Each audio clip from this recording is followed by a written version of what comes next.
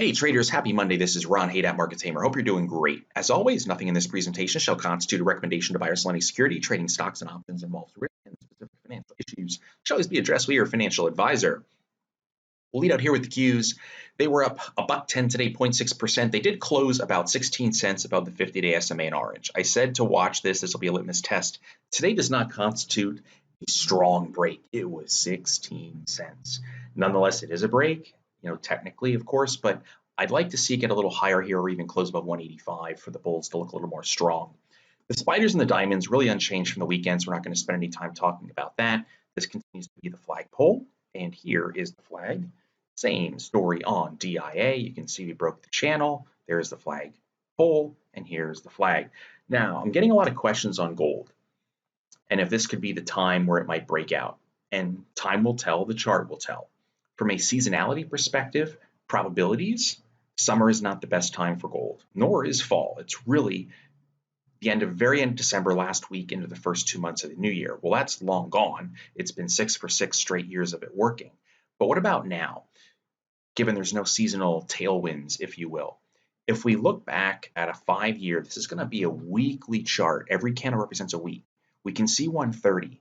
That was the little pop-up here the week of, well, wow, it was the week right after July 4th in 2016. And then we sort of got up to 130 here twice in 2018, and then basically nowhere since, right?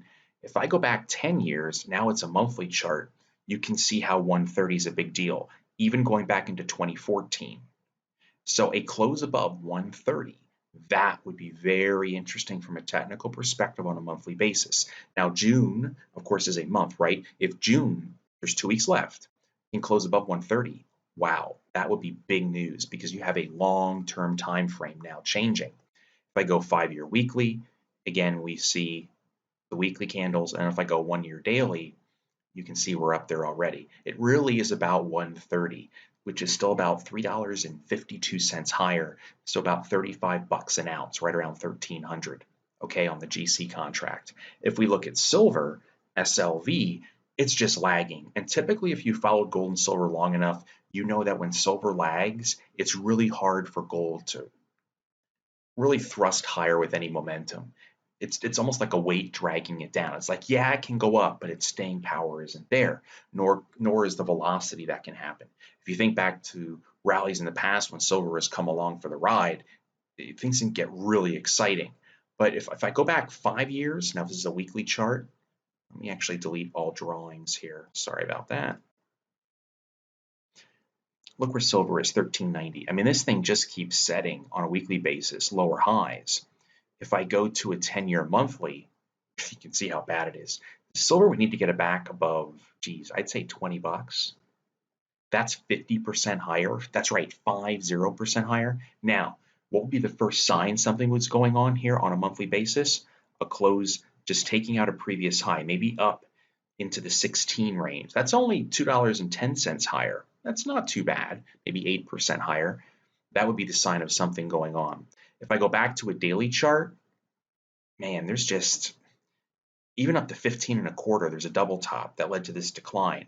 If we start getting above, let's zoom in here. What's the close right there? 1406, we close above there, then we could just go to all these inner highs, these inner swing highs, if you will, then the target's up here. So silver is pretty much challenged, but if silver were to tack on 1% or 2 with gold in tandem, or silver outperforms gold on the upside, that's going to get some attention, and we're definitely going to be following that and talking about it in the video. If I look at the silver miners, is there any big divergence there? There is a little bit. The silver miners, man, they hit 22, and they just shot up to 25 bucks essentially. There's going to be a little resistance at 26 because that's a little support here. Gap fill 26.5, and then back up towards 28. The gold miners, they have, well, not really, just a teeny bit broken out. If we go 5 years on the gold miners, these are a weekly chart, you can see 25 is a big deal. There's basically 3 different weekly touch points. Then you go up to about 31. And if I go monthly on GDX, 10-year monthly, you can see again, 25 is a big deal. Above 30, then there's a shot to 40, which was a swing low, and then up to 50. Not saying it's going to get there overnight. These are just the targets to watch for. So I'll keep an eye on this, but really, is there anything major happening in the gold, silver? Not yet. There's still some markers that we need to get above. All right, let's look at some IPOs lately. Here's LYFT. You can see LYFT traded as high as 87.50. I got the question, about considering the idea of buying stocks on IPOs. That's basically all the insider smart money selling to all the quote retail traders, which is considered the dumb money. Sometimes they just go straight up. Generally, they don't. Even Facebook was down huge off its IPO, and since then it's gone way, way up, right?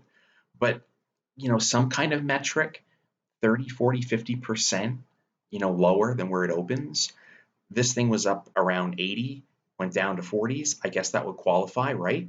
And then on a daily chart, we finally got above the red line nicely here on May 22nd. We closed at 57.88, but then we got below it, and then we got above it, and then we got below it.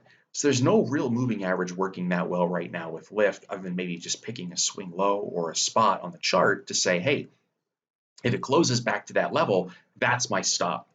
There's not a whole lot of trading data on LYFT to try to use moving averages and other indicators just yet. We're getting close.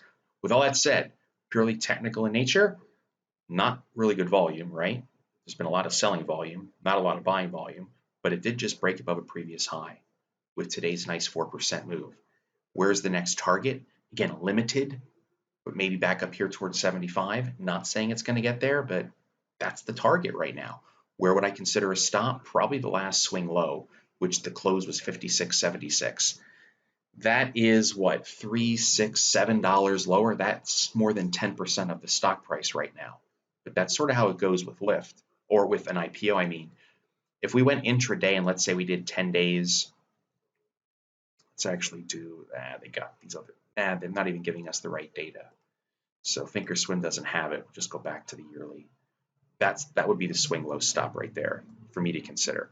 Now let's go to Uber.